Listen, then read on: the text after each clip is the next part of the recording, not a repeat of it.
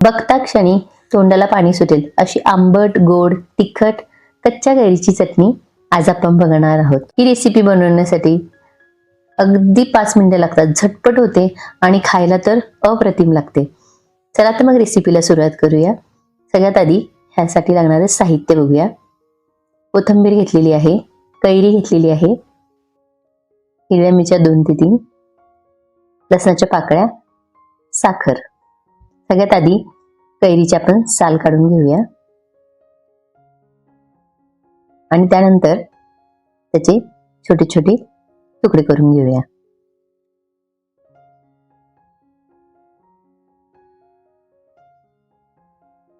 आता मिक्सरच्या भांड्यामध्ये ही कैरी घालूया आणि त्यानंतर वरती हिरवी मिरची, लसूण, कोथिंबीर,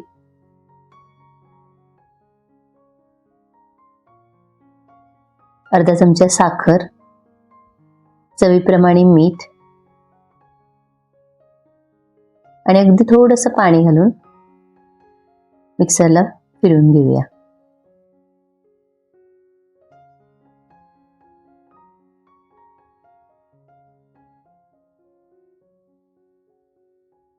बघा, मस्त झटपट अशी आपली ही चटणी तयार झालेली आहे।